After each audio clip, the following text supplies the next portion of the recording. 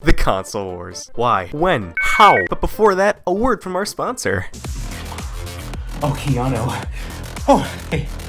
Buy Cyberpunk 2077 on the PlayStation 5, Xbox Series X, Xbox Series S, Xbox One, and PlayStation 4.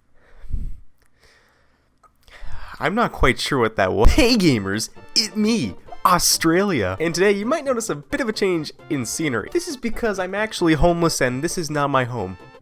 Okay, seriously, I'm actually not home, but I'm in college now. And yes, I'm aware of my lack of uploads.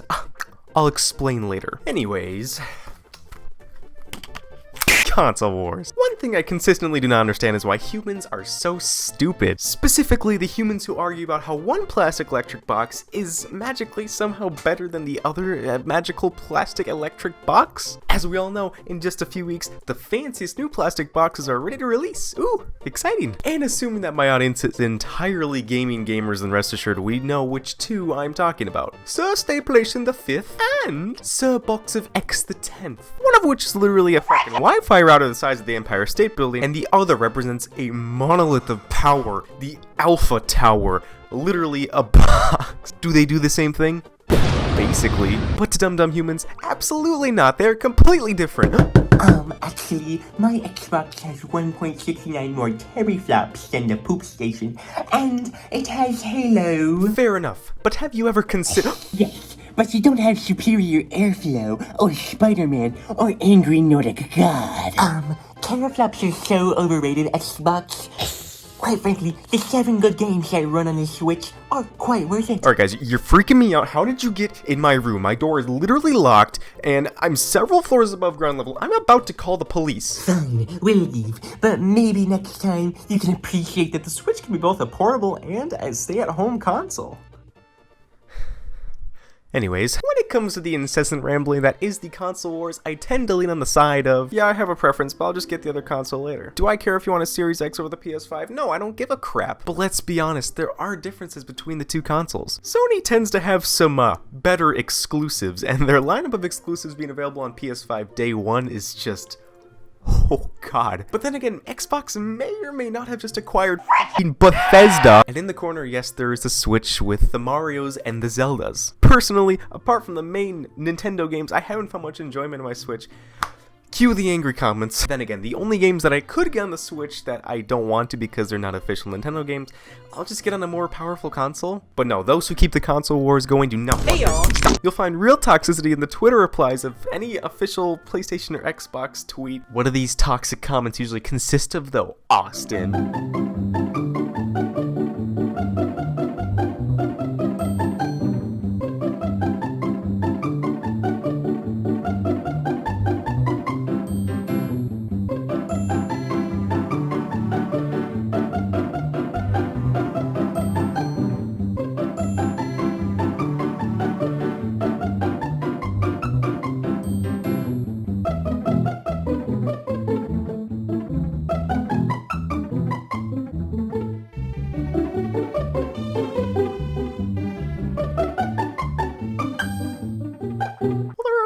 Differences that define the main consoles, all of which are politely discussed in Twitter replies. Number 1. Graphics. Since the dawn of mankind, even the cavemen were yelling out, more teraflops better. And being somebody who used to be a devout Nintendo fan, yes, it is a religion. And I can tell you full stop, graphics are the go-to console war topic. Was it painful defending the Nintendo Switch literally running Breath of the Wild, an amazing game at a capped frame rate of 30 when they could have just made a Switch Pro after those whole almost 4 years?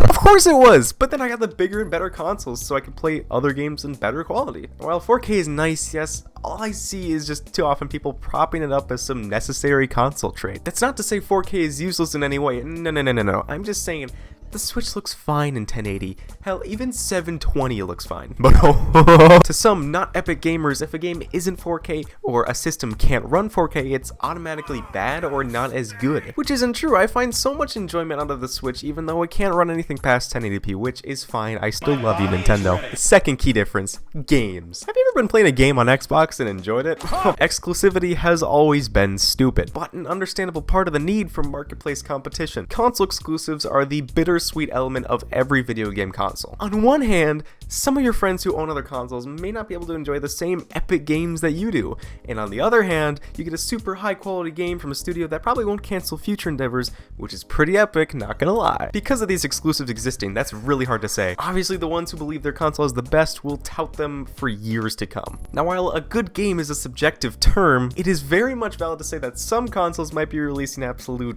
bangers of games, while some maybe not so much at the moment. And to most people, this is what defines success of a console, no matter how powerful it is, because if the Switch didn't have the Marios or the Zeldas, who's to say it would have sold as well? Consoles can be uber powerful, but overall, the games are what determine the success in the end. But they pretty much share all the same third-party games, only a handful of which are actually exclusive to consoles. Like, honestly, aren't most people at this point just excited for Cyberpunk, Assassin's Creed, Watch Dogs, you know, stuff like that? All of them of which are on both of the newest consoles? And seriously, if you want to stick on the Xbox One and PS4, have at it. The three games I just mentioned are playable on the three games I just mentioned work on the current consoles, but they'll look and play better on the newer consoles, which is pretty epic. It's kind of a bad spending habit I have, but I like getting the newest and the best consoles to play all the great exclusive games they offer. And when all is said and done, I don't play 90% of them. Now, we've covered the games and we'd cover the graphics, but what's another key difference between all the main consoles? Aha! Price. Now, when it comes to the big three, the cheapest one for the next gen is the Nintendo Switch or the Xbox Series S. Basically, if you want to spend next to nothing for literal ray tracing, then the Series S is perfect for you. And if you want portable gaming with some of the Nintendo games that just aren't on other consoles, then the Nintendo Switch is perfect for you. And if you want the more powerful consoles, then the PS5 digital or not digital for $400 and $500, and the Xbox Series X for $500 are perfect for you. So honestly, when it comes to price, who is complaining? For consoles that can play games either at home or on the go, or for consoles that can do 4K, 8K, 120 FPS, and literally ray tracing? And for the record, let me just get out of the way. Yes, I will be getting a Series X in November. However, if I really feel like it, I will get a PS5 later down the line in like December or January. I don't know. Do I have a problem with the PS5? No, not at all. But all my friends are on Xbox, and quite frankly, I just don't see the PS5 as quite worth it just yet. I guess if we're thinking about it, the online service is also a big factor if we're thinking about the Switch versus everyone else. It's also what pushes PC head just a little bit, because instead of spending $6 a year to use the internet you already pay for, on a device you already pay for, on games you already paid for, then you might want PC because you don't need a subscription for that. This is also why consoles are so cheap. They're usually sold at a loss or a near loss, since the hardware is so much more expensive than it's actually priced. Idiots, don't they want money? I kid. It's the subscription services that actually recoup those lost revenue. What am I saying? It's the subscription services that recoup that lost money. Here's another key difference, the controller. I think that yes, while a more powerful console can provide a way better gaming experience, and that yes, the games are what technically define the success more, and that yes, games define success too, I think the controller is what people remember the most, casual gamer or hardcore Fortnite ninja gamer. I mention ninja a lot on my channel. Obviously, I don't have the most fair opinion on the DualShock 5. I'm not calling it DualSense or the newest Xbox controller, but I can try to make my best inference. One thing I can infer without even needing to touch it is that PlayStation just has the worst and the least comfortable layout for the left thumb ever. Now, I literally grew up on PlayStation. I brought my childhood PS3 up to college with me, but ever since I've used the Xbox One and the Switch Pro controller, I honestly have so much more trouble going back to the PlayStation layout. The buttons are in the same place, no issue with that, it's just that... just that stupid. Just gotta have that left stick there, huh? Not only that, the entire shape of the controller is just rather weird. I don't quite know how to explain it. Tea, crumpets, the queen. Now granted, the PS5 controller looks so much more sexy, so I'm not judging that controller yet. But as far as I'm aware, and with personal experience, the PS4 controller absolutely sucks. I also think Joy-Con are pretty uncomfortable.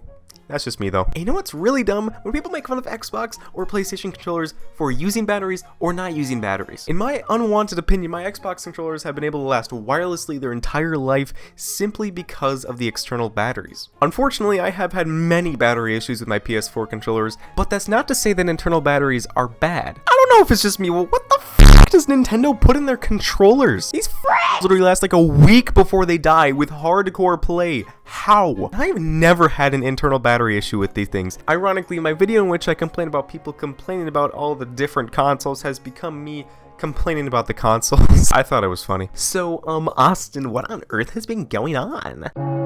Well, I'll be honest with you guys, my last video in July, I was feeling great! I pretty much instantly recorded the next video the day after I uploaded my problem with memes. But I don't know, it's hard to explain. I just feel like it didn't fit inside my channel. I can't really say why. It felt like it was a filler video. I don't like that. I want my videos feeling fresh and fun all the time, something you can watch at any moment, no drama, it's fun. No drama, you say?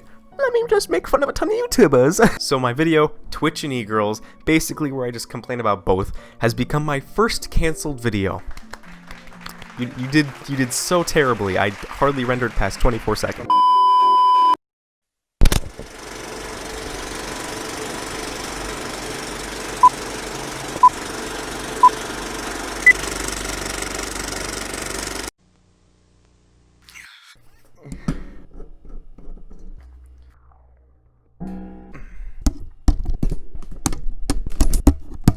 Twitch TV, one of the most popular live streaming sites for gamers made by the overlord Baldman himself. Known for its frequent mishandling of other people's livelihoods, Twitch has become a figure unlike any other, managing to keep its users on it for the content, but treating the content creators the worst way they can. I've never ever seen this before. I do hope this video proves to be a lot more fun, and I'm trying to take a little bit of a different approach to it, just because I feel like my jokes were getting a little bit too repetitive and my humor was getting too bland, and I want to add in more like fun little add-ins in my videos. I don't want to see so bland and monotone all the time. So if all goes well, this will be my most fun video yet, and if you couldn't tell, we got new lighting, baby. It might not be the best in the world for lighting, but at least it's better than this. Anyways, guys, I hope you're having a beautiful autumn or winter, unless you're like me. I wish I could say the same, but it's mid-October and it's f***ing snowing already. But make sure you stay safe. I caught the unnamed beer thingy like 2 weeks ago, and I can tell you firsthand it is not a fun experience, so make sure you stay safe out there, my dudes, please. And if you can, help a fellow gamer out. Share this video to your friends or wherever you share cool things. And if you feel extra generous, my Patreon is always there, but of course your monetary support is never expected on this channel. I love you all regardless. But anyways, my fellow epic gamer girls, I'm gonna head out. I plan to hopefully get at least one more video out by the end of 2020. It feels so weird I'm saying the end of 2020. But if not, 2 videos, 3 videos, 4 videos, more. Hopefully, let's see how this video goes, and let's go from there. But we'll have to see. So stay tuned, my lovely gamer girls. And until then, see ya! Bye!